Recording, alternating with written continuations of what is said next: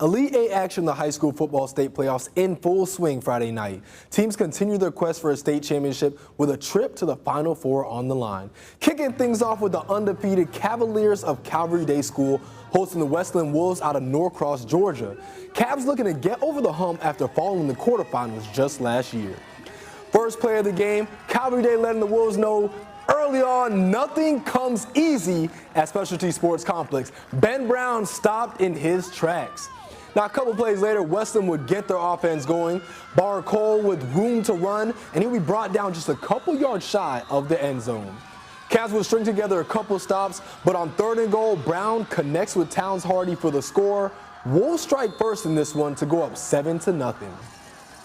Calvary Day needed only just 5 plays to respond. First is Jake Merkler linking up with Caden Arnold. Big play, moves the chains.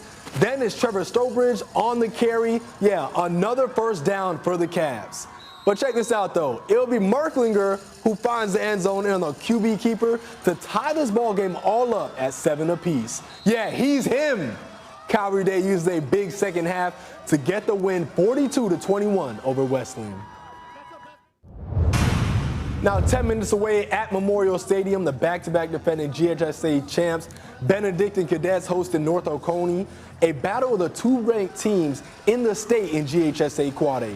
Pigglers went up in the second quarter, BC leading 14-13. Chris Frazier is a man on a mission, not going down. Check this out, still on his feet. Cadets, though, unable to score on the drive after a blocked field goal attempt. On defense now, Benedictine not making it easy on the Titans. Herbert Stroggins and Wilkes Albert with the stop, no gain on the play. However, North Oconee would have some success through the air. Harrison Faulkner downfield to Trey Leinhart. Cadets defense holding strong, though, forcing a turnover on downs. Now Benedictine's defense wearing the Titans down mentally, and now here comes the offense under 2 minutes before the break. Frazier once again with a big game, his first of 2 catches on the drive, but it will be LaDon Bryant able to break the goal line for the score. Benedictine uses a strong second half to get the win 48-26. Meanwhile, in the Class Single A state playoffs, the Bryan County Redskins were looking to keep their magical season alive. They were hosting Commerce tonight in quarterfinal action, and our Dave Williams was there and has a recap. Well, Preston, tonight here in Pembroke, one of the best stories of the 2023 season, Bryan County is facing its toughest test of the year, a Class Single A Division I quarterfinal matchup against Commerce. Both teams come into tonight's contest with 11-1 records and riding long winning streaks. Commerce has won 9 games in a row, while the Redskins have won 7 straight. And Bryan County taking the field for the first time ever during Thanksgiving weekend, looking to continue their magical ride. And their defense was up to the occasion early on as Austin Clemens comes up big on the 4th down stop with a tackle for loss. Then the Bryan County offense goes to work. Already in the second quarter, Tanner Ennis takes the handoff, and he would go end around, finds his way into the payoff pasture, and the Redskins led 6-0. They would go for 2 and get it when Austin Clemens fights his way into the end zone, and Bryan County led 8-0. But Commerce wouldn't go away. Late in the first half, Jaden Daniels breaks through and takes it all the way down to the Bryan County 1-yard line. Jakari Huff would then finish it off with a jaunt into the Happy Hunting Ground.